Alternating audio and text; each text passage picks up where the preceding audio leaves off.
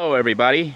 It is Sunday, March 26th, about 5:15 p.m. As you can see, I'm currently at Camp Freedom 2. I'm going to do an update so that you are aware of what's going on with the channel and going on with me. I just got here, and as you can see, we've had a visitor come by. I'm not sure who or what was visiting, but I'm suspecting our little raccoons. Although, the other day we had the armadillo here. They're coming by and knocking over the water catchment system, I think looking for water. And I just got to the camp and opened up the vehicle because I don't know if I'm going to do the tour today. Maybe I'll try to do it tomorrow. Unless I have time today, I'll go ahead and clean out the vehicle and give everybody a tour of the system. Oh, my light's on here. But anyhow, I just wanted to let you know what's going on with my life and the current situation. Wanted to thank everybody for all your input about Little Blue and me trying to purchase another vehicle, and all the suggestions everybody had, and all the people who stepped up to try to help me. Quite a few people have donated, either sent cash outright, and others have went through my Patreon account and are trying to set that up and get some funds coming in. And others still have offered their services and stuff. One of them is Leonard, who you might be hearing quite a bit about in future episodes, because he's trying to help me promote this channel. And the reason for that is, I don't know if you saw my previous channel where I talked about the channel growing like crazy.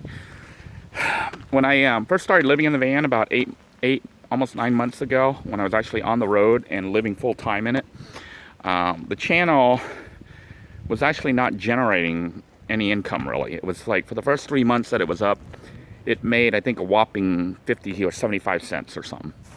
When I started putting content up, probably about 8 months ago, it took about 3 months before I got my first paycheck, which was like $150. That was for 2 months of earning, because I was earning roughly $70, $75 per month. And as you can see, that's not really enough to live off. But as I continued to upload videos, the channel started getting more views, and a lot of the fans, or a lot of the subscribers, or even non-subscribers, the viewers were actually watching all the playlists and the ads and stuff, and that generated quite a bit of income. At that point, this was about September, October, the channel was starting to hit about $200 to $250 a month in earnings, which still is not enough to live off, but that was enough for gasoline and insurance for the vehicle. So let's jump forward. In November, I ended up taking that gig. In mid to late November, I took the knife gig selling knives, and that pulled me from the channel. I did try to do some uploads as I could, but it became increasingly difficult because the job kept me like going non-stop from city to city and town to town or whatever, selling knives at various Sam's Club. And the YouTube channel fell very rapidly. So if there's anything to learn from this, it's that if you want a successful YouTube channel, you're probably going to have to keep updating it pretty much every day or almost every day. You cannot just go away. Because as soon as you leave the channel, the viewership drops, the ad revenues drop. Not little, but drastically. When I came back, let's say I left in late November, and I did continue to do updates, just not as often. When I started again in early March, which was late February, early March is when I left the knife gig and came back here. The channel was down to earning about $70 per month in revenue, and dropping. So then I started uploading the videos again, and for some reason the viewership went way up. I don't know if YouTube changed their search or recommendations and stuff, but my channel started growing. I mean, we're still super tiny. There's a lot of channels that are much larger than we are, or I am right here, but the channel tripled in size. When all the traffic started, the channel only had like 2,100 people I think between 1,800 and 2,100, somewhere in that range when I came back in early March. Since then, it's grown up to about 2,600 or so people right now. So we have 2,600 people who are subscribed, but out of that, only about 20% or so are actually consistent viewers. The rest of the traffic that we've gotten has been just random click-throughs. So people are tuning in, but they're not actually watching all the videos. So those are videos that seem to be popular. And as sad as I am to say, most of those videos are videos of me complaining. I guess people just want to hear other people complain.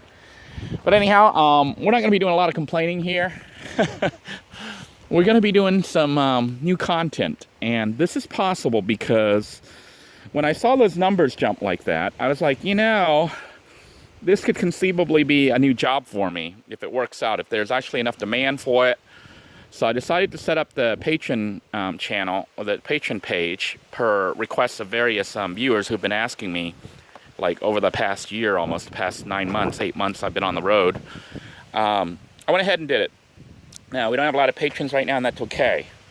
But it is there, and what's even more important is the number of views we're getting. We're getting like a lot of interactive views. People are watching all the videos, watching the playlists, interacting with the ads.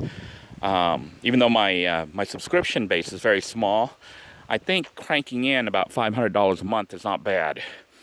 Now that number is just an estimate, and I haven't even gotten paid $500 a month yet, but it is what I expect to make this month. That just pretty much covers child support.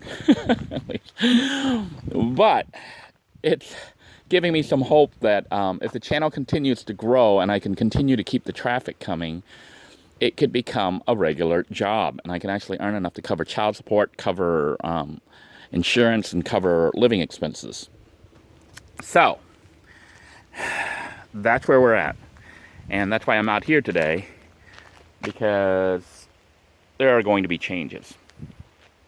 I know that the channel originally started off as a channel to show people how to make an emergency shelter in a vehicle, specifically a minivan, if they found out they were about to lose their home or be out on the street. And that's how the channel started. And then I found myself in that that situation, which was crazy. But then it became a personal vlog about me living in a van and trying to survive day to day on a very tight and budget with pretty much no safety net. And even though we haven't fully left that mode yet, we have the issue with the vehicle right now.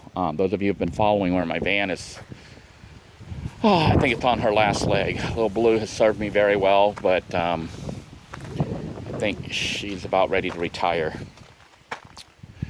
Anyhow, what that means is I obviously cannot be driving around, at least not very long distances and stuff. She's misfiring. They think the computer's bad. I was going to fix her, but then I'm like, well, I can sink more money into fixing her and then she doesn't work, or something else breaks.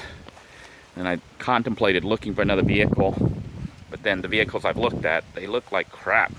And what's scarier is I don't know their mechanical status. You know, I could spend the money. I don't have that much, so my budget was roughly $1,000 for a vehicle. Which, by the way, Little Blue cost me like only, I think, $800 or $900 to start off with when I bought her. So I kind of lucked out with her because I put on more than 24,000 miles on her in 9 months of driving here. So I was hoping to get another vehicle like Little Blue, but that's proving to be kind of hard. I am still going to keep my eyes open, but that brings me finally to what's happening. Those of you who have been encouraging me and supporting me, either with your kind words, sharing the videos, and just giving me encouragement and praying for me, I appreciate it. It's carrying me this far and going to carry me on forward to this next phase. We are at Camp Freedom 2 because I'm going to use this camp as a base for some new content. I don't know if you can hear the others in the background there, but what we're going to do is actually expand Camp Freedom 2.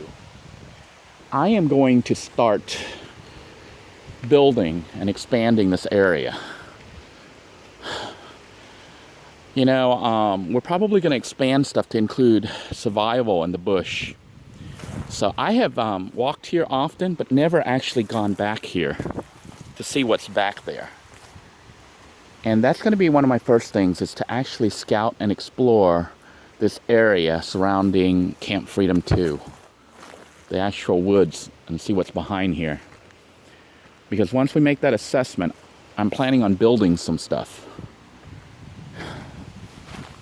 And the buildings aren't going to be conventional buildings, and the reason is, one, lack of funds, but two, I think it's going to be a lot more entertaining and interesting if I build mostly with existing materials.